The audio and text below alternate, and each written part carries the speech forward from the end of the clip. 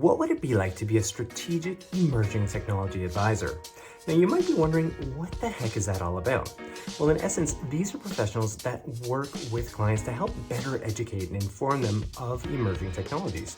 Technologies that aren't necessarily mainstream, but stand a strong likelihood of being so in the near future. Now, I couldn't be more thrilled to introduce you to our guest today. Her name is Dr. Lydia Kostopoulos, and she's a world-renowned expert on emerging technologies. Her voice has been sought out by major clients, including foreign governments from around the world, as well as tech companies, design agencies, and those within academia, such as MIT and Oxford. Now, Dr. Kostopoulos was kind enough to sit down and break down her profession, break down the work that she does, the rewards, the challenges, and everything in between. And as a bonus, we're also treated to hearing about some of these emerging technologies right now. So if you're an individual who would love a profession centered on technology in the future, you owe it to yourself to sit through this episode. And I might add, you also might want to check out the full-length audio version, and you can find that wherever you access your podcast. Just do that search for Life as a ... All right, well, I think it's about time to get into things. So why don't we?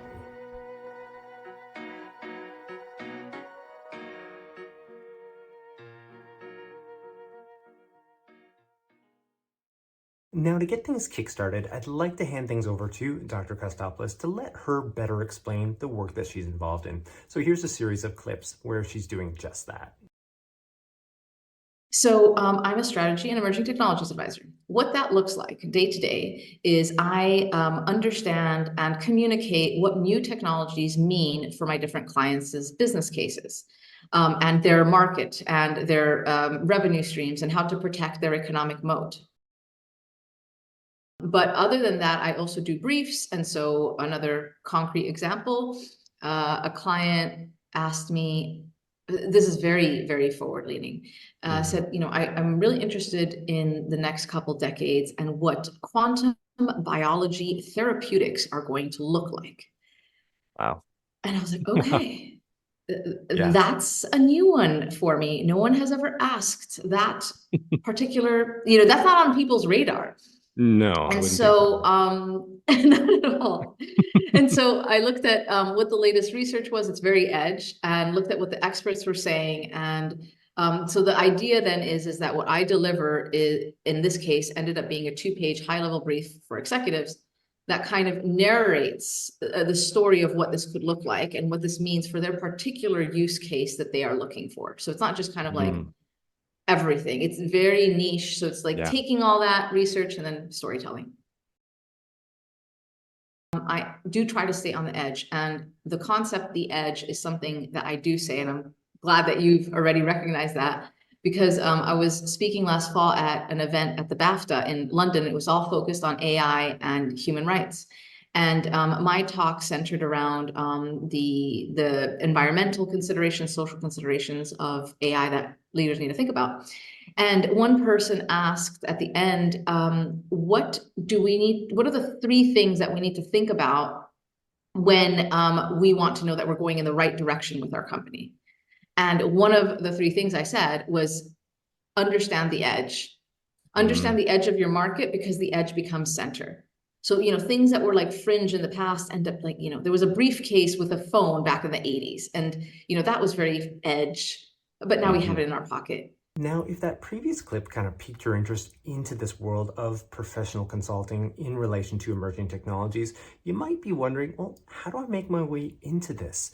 And the truth of it is, there's no singular pathway. There's no one way into it all. But that aside, I think it is always valuable to hear from professionals who have done it to gain inspiration. And of course, I did ask Dr. Kostopoulos how she made her way into this world. So here's a clip of her breaking that down for us. I was in high school in South Texas in a magnet program for medicine. Since little, I wanted to be a doctor. And then my dad got a job in the Middle East and said that basically I would have to leave that program and graduate and then, find a major in the next university, which is an American private university over there. And they didn't have medicine. So I switched gears, but 9/11 happened my first week of school, of university in the Middle East. And that was a very pivotal moment for me, as it was for many other people. And that is where I started my trajectory into international relations and international security. And so my bachelor's and master's and PhD all focused on counterterrorism and security policy. My PhD studies included quantitative analysis, which today some of it is called data science. So the regressions, the understanding variables and all of that. I did not realize it was going to be useful so many years later. And then I got my first job looking at counterterrorism, insurgents and all of that in a think tank. And I noticed that they were using the internet and that this was a new technology for them to disseminate their ideology and to organize themselves. And since then, it was really a nonstop, beautiful ride of technology and conflict. But where you look at technology and conflict, you also see society. And so on that path, I was looking at cybersecurity and cyber warfare. And then I said, there's much more to this. And this is where the artificial intelligence and the robotics and all these other things came in.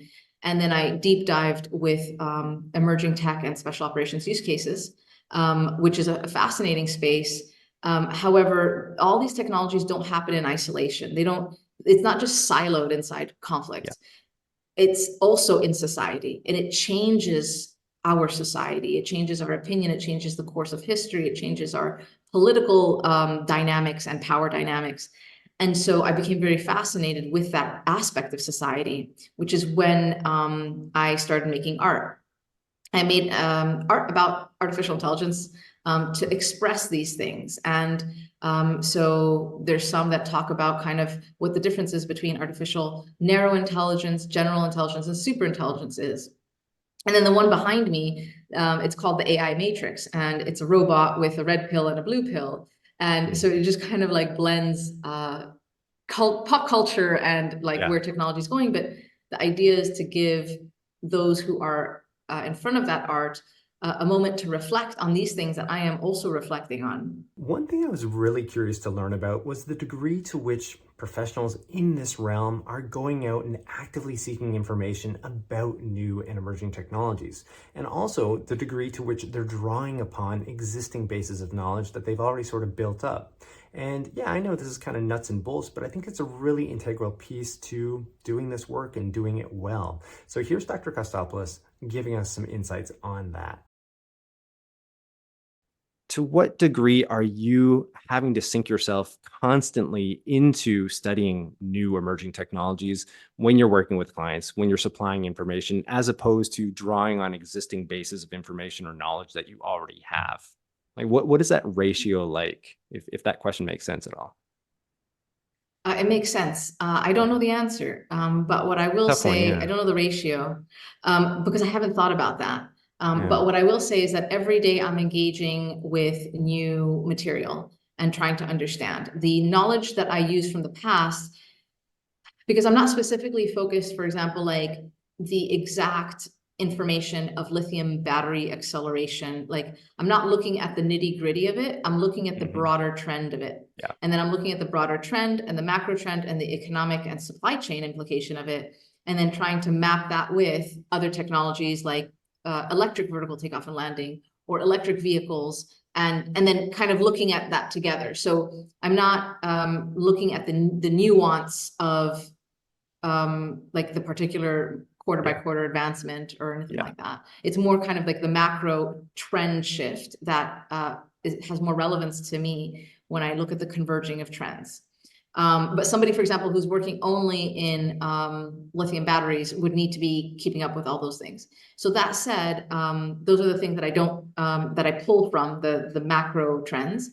And then the kind of, let's say, deep dives that I look into are, for example, right now I'm looking into the field of electricity and biology because it's a nascent field that is growing.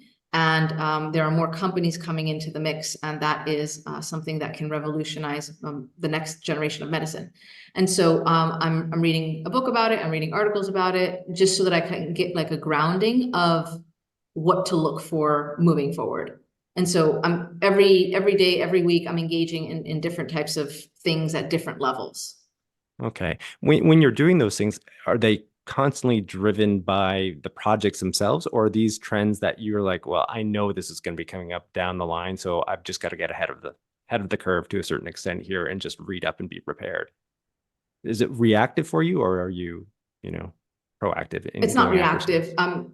reactive. When I have client work, I definitely focus on what their particular needs are, but normally I'm already ready with a lot of thoughts because of everything else that I'm reading all the time. So it's definitely proactive, so that I can kind of understand different things that are molding together, so that when I have, for example, an introductory session with a client, I'm like, okay, well, my initial thoughts are, let's see what this and this and this have to do with it. And then, explore as well, other, particularly niche things. But I think that's kind of what I would say, that I'm constantly proactively looking at new things. And I follow like my interests. So for example, if there's some things like I know I need to look at, there'll be a mental note. But if I wake up with this burst of energy and excitement about something in particular, I will like deep dive into it in the moment that I'm excited about it. In my conversation with Dr. Kostopoulos, there were too many fascinating insights to count, but there was one in particular that stood out, which was this idea that technology and where it's at right now is leveling the playing field. And that really caught my attention because I think it has a lot of different types of implications for individuals, for companies. So I did want to dig into that a little bit further. And here's a clip of Dr. Kostopoulos breaking down this idea. The playing field is leveling. Mm-hmm. And it's leveling even for big tech incumbents. One example of that is Mistral, a 9-month-old French AI company, has a large language model that is a fraction of the size of the big ones, and it's able to compete with the big ones. And so it's about, people coming up with new ideas, but this is the story of history, where it's like new people come and they outdo the old models. And so I think that what's left here when the playing field starts to get quite level in many spaces, I mean, in some technologies, it's not. So for example, in quantum, it's still, you need to still have a lot of money and a certain type of expertise. But when it comes to artificial intelligence, the way that it has been democratized, it creates new paradigms for people to create value that never existed before. And so the essence there is what's left is really somebody's imagination to deliver value in a new way that is compelling in this new and constantly evolving society economy that we live in. Yeah, I absolutely love that last point. I think it's a really profound one. I mean, recognizing the day and age that we're living in right now, tech is not going anywhere. It's going to become more and more important moving forward. Obviously, AI is kind of speaking to this point right now. So for those who can leverage their own creative and imaginative skills, more times than not, you're going to be on the right side of the track. Now, I think we are reaching the point in this video where we should be shutting it down fairly soon. But as always, I do encourage you to check out the full-length audio version. There's just so much more contained within it. For example, we get Dr. Kostopoulos' take on, how organizations, how companies are managing all of this technological change. We also get looks at the pace at which things are evolving and what might be coming down the line. Beyond that, we also get this inside look at Dr. Kostopoulos herself. She, by the way, is involved in fashion. She has her own fashion label. She also has her own artwork that's featured in galleries. Beyond that, she's writing a book right now that she also speaks about. So again, you can find this episode wherever you access your podcasts. Just do that search for Life as a ... And while I do have your attention here, I would absolutely love that like or subscribe. It's the best way to let this YouTube algorithm know that the content matters. Anyway, I will have another video coming for you right next week, so don't miss it. All right, we'll see you then.